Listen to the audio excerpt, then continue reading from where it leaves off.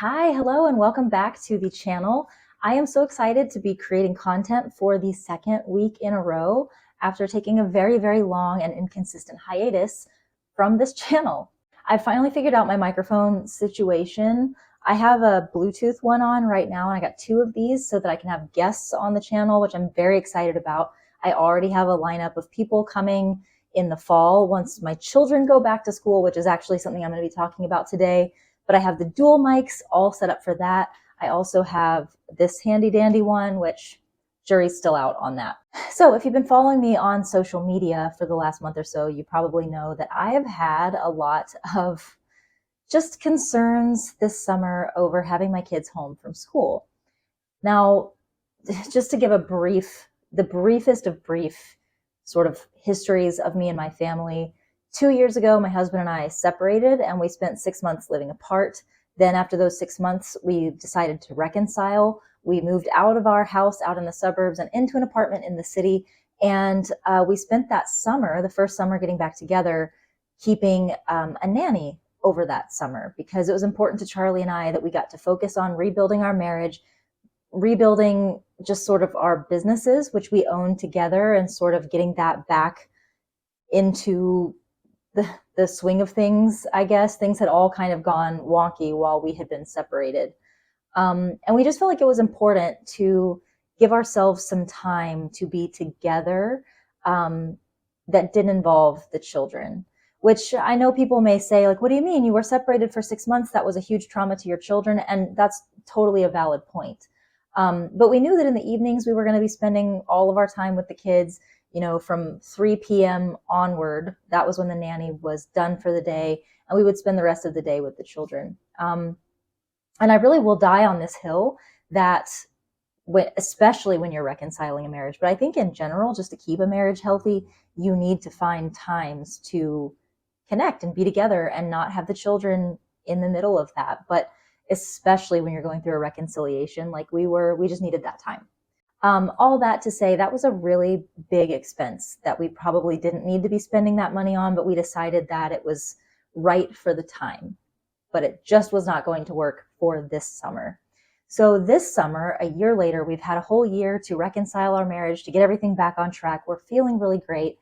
But the school year ended, and then we were just plunged right back into chaos. My husband works from home. I work mostly from home. We have a 5-year-old and a 7-year-old who are home 24/7 for the entire summer. In addition to that, we've been having some financial struggles, which, praise the Lord, are fixing themselves as of July 17th. We are so happy about that. But it's also created a situation in which we really couldn't be like taking the kids on vacations, taking them to, Sky Zone and different camps and things for the summer. It was just kind of like we all have to hunker down and survive this for the summer. And I've been really open talking about this on Instagram and on TikTok and on my blog about what that is like, about just how challenging it is for two parents who work from home and have two very needy children, one of whom has ADHD, and trying to get work done. But I want to talk about something different, something that might feel very off-brand in a way, which is bizarre to say. I don't love that what I'm about to say feels off-brand, but this summer has been amazing with my kids. It's been truly amazing. And the reason why I feel like that might sound off-brand coming from me is that I've never made it a secret that motherhood does not come naturally for me. I've spoken about this on literally every platform that I have, that being a mom was something that I knew I wanted. But I more or less knew that I wanted to have children because I wanted to have teenagers and young adults and adult children to have a relationship with. I knew going into it that having babies and toddlers and even young children was just going to be a challenge for me. Did I know how challenging it was going to be? No, because we all tend to overestimate our abilities to some extent. But I did know that it wasn't just going to be something that was going to A, come naturally to me, and B, feel great. And I feel like what I'm saying here might sound like all the other moms love motherhood and they have it easy and I didn't. That's not what I'm saying. What I am saying is that there are some women who are really drawn to being moms of little babies and little kids, and they love that stage. It feels natural to them. They are in their element at that stage. Does that mean that their life is easy? No. Does it mean having a baby and toddlers and going through sleep regression and breastfeeding and all of those things is easy for those moms just because they enjoy that phase? No. But it does mean that some of us maybe struggled a little harder only because we had like a mental and emotional barrier to deal with. So we had all the same struggles, but we weren't like actively loving and enjoying that phase the way that other moms do. Part of the way that I built my platform was on being very honest about that, because let's just be real, there's not a lot of incentive or even room on the internet to be honest about that, because people are very quick to judge and criticize moms the instant they say that maybe they don't love every single moment of motherhood.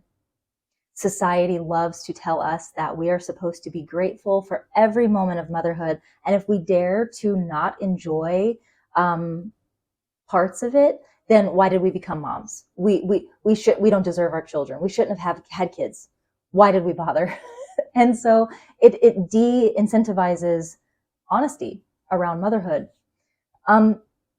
So I have been grateful for having the fortitude, or maybe just the dumb lack of wisdom, lack of concern for consequences, to talk about how much I have really grappled with having little kids. So to sit here today and talk about how much I'm loving having my kids home for the summer feels a little whiplashy. It feels a little like, wait a minute, Amber's not supposed to be the mother goose, yummy gummy mommy. She's supposed to be the hot mess mom. And I still am that. But the thing I want to talk about today is really, it's something I want to talk about because I'm always about balancing honesty with hope.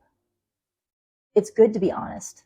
It's good to be transparent about the hard things, but it is not good to just destroy people's hope in the future.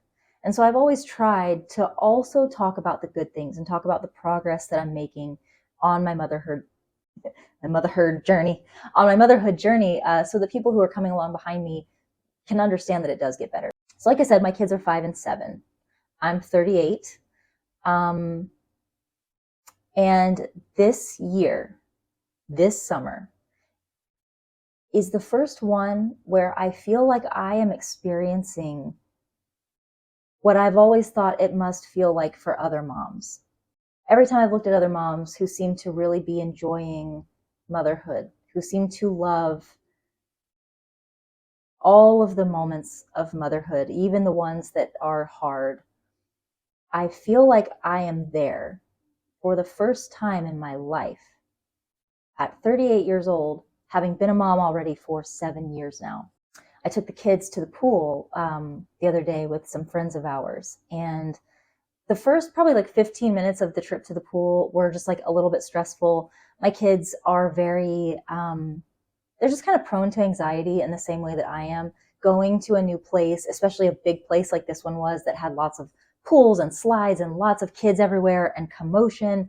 It just sort of like pushed my kids into kind of an overwhelmed space, if you will. And so they were very needy for the first 10 to 15 minutes. And because I also have anxiety, this was like just triggering a general sense of alarm in me. Anxiety tells you that you are like in danger, that things are unsafe for you, even when they're not. And the kids just constantly coming up to me with things to say and questions to ask and needing help and all this other stuff, when I myself was a little overwhelmed by all the commotion, anxiety told me, run. You are in danger, run. I had to tell my anxiety, we are not in danger. We are at the pool. Like, we're fine. But after that first 15 minutes, once my kids kind of got acclimated, we had just the freaking best day. I ended up getting in the pool, playing with the kids, tossing them up in the air and catching them and playing games with them in the pool. This pool does like the last 10 minutes of every hour is like a all out. So everyone has to get out of the pool, and we'd pack snacks and goodies and drinks and everything. And we would all come sit down at our little table and share snacks and eat and talk and play for those 10 minutes. And then when it was all in, again, when everyone could get back in the pool, sometimes me and my friend, the other mom I was with, we would get in the pool with the kids. Sometimes we would sit on our beach chairs and just kind of hang out and watch the kids. And it was a truly magical day. It was a day where for the first time I felt in my element as a mom. Meaning not only that I was enjoying it, and that was a big part of it, I was enjoying being with my kids, but I also felt like I was just momming right, like I was doing it right. I felt like things were coming naturally to me. And although, of course, over the time frame of 7 years, I have enjoyed my kids, obviously. I've had moments where I felt like I was really winning at momming and I was doing a great job, obviously. But this was the first day that kind of everything gelled and synthesized, and I just felt like I was on. So we spent the whole day at the pool. Towards the end of the day, when it was really time to start packing up anyway, it started raining. And usually this is the kind of thing that would set off my anxiety, set off my just perturbation. It would make me perturbed. But I was totally chill and calm. We just like kind of packed everything up, got the kids changed into some dry clothes and hightailed it to the car. And at that point, we were heading over to my mom and dad's house to order pizza. And then the kids were going to stay the night with my mom and dad. The original plan had been for the kids to just stay one night with my parents. But my parents said, hey, like, why don't we just keep them for the whole weekend? And ordinarily, the offer to have more time away from my kids would have been just so exciting. Like I would have jumped on that right, like the very second they said it. And for the first time in 7 years, I was kind of like, well, I don't know. I could just take them home. Like maybe one night is just fine. And I realized that this is what it's probably like for moms who don't have the kind of struggles with motherhood of young kids like I have. And real quick, because I can just already anticipate the comments down below, let me tell you something. I'm not sharing anything here on this YouTube channel that I have not been painfully honest with my children about. This is not me unloading, like bitching about my kids and how could you do this? How could you put this on the internet for them to see one day? My children know. And it's important to me that they know that because I have a daughter and a son. If they both grow up to be married, if they both grow up to decide to be parents, then my daughter is going to be a mom. And society is going to put all of the same expectations on her to be perfect and to love every second of it the way that it has done to me. And I want her to understand that that is unrealistic. I would rather make her see now in her youth that mommy struggles, mommy has hard days, mommy has days where I'm not into it. Okay? She knows. I need her to know that. My son may be a father one day. And if he is, society is not going to put the same expectations on him as they will put on his wife if he gets married, as they will put on my daughter if she gets married and becomes a mom. I need my son to be the kind of man who understands that, the kind of man who didn't grow up with a mom who pretended like she loved every moment of it, so that then he's judging his wife when she's having tough days, so that then he's saying terrible things that men say today to their wives, like, well, my mom had a job and she worked from home and she cooked and she cleaned and she loved us and she never complained. What's wrong with you? I cannot have a son who does that. So I would rather my kids understand that this is reality. This is life. Some moms experience this. And even if my daughter, if she becomes a mom, or my son, if he gets married and has kids and becomes a dad, even if they don't feel it to the extent that I feel it, they'll have days that they feel it. And I need my two children to understand that. So I don't want to argue about that in the comments. Saying goodbye to my kids when I was leaving them there with my parents was bizarre. I didn't feel this urge to like get out of there quickly. I didn't feel this sense of like, okay, yes, goodbye, mommy loves you, mwah, mwah, mwah, I gotta go, please, jeez. None of that. I felt sad.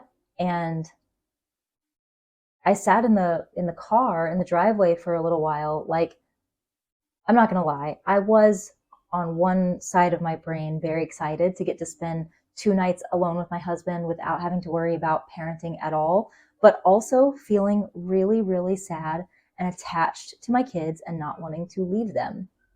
I got them all set up where they could leave me voice messages from their iPads. I was like, text mommy whenever you want to. I'll always respond. I love you. I'll miss you. All these things. And I'm like, I'm feeling this euphoria because I've seen other moms feel that way.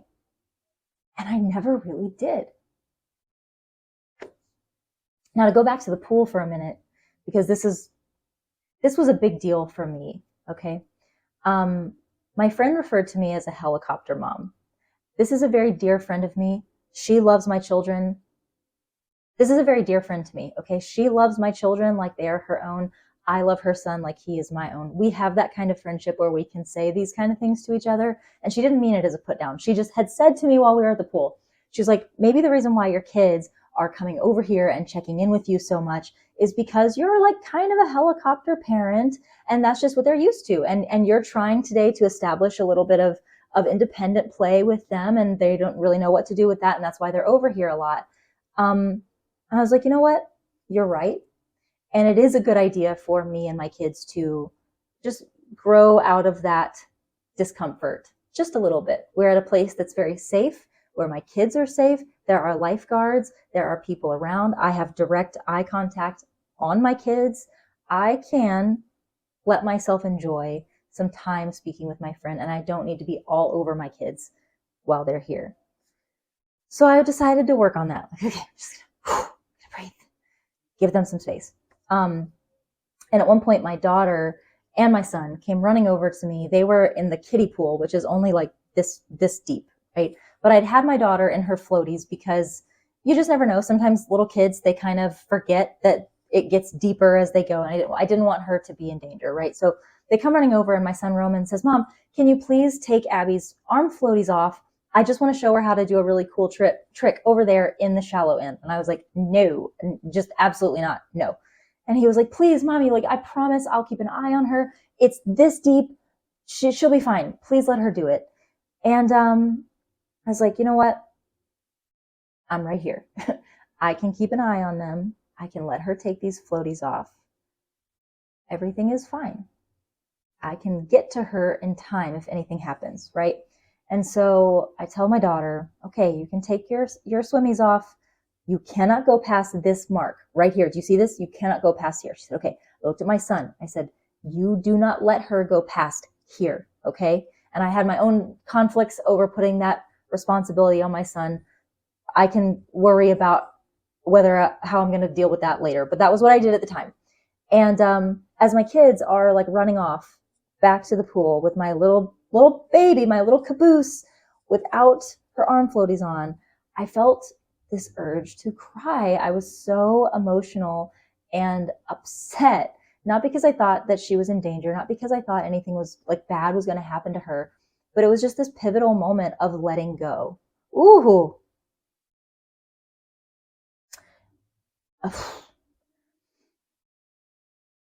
A pivotal moment of really having to reconcile that she's getting bigger, that both my kids are getting bigger.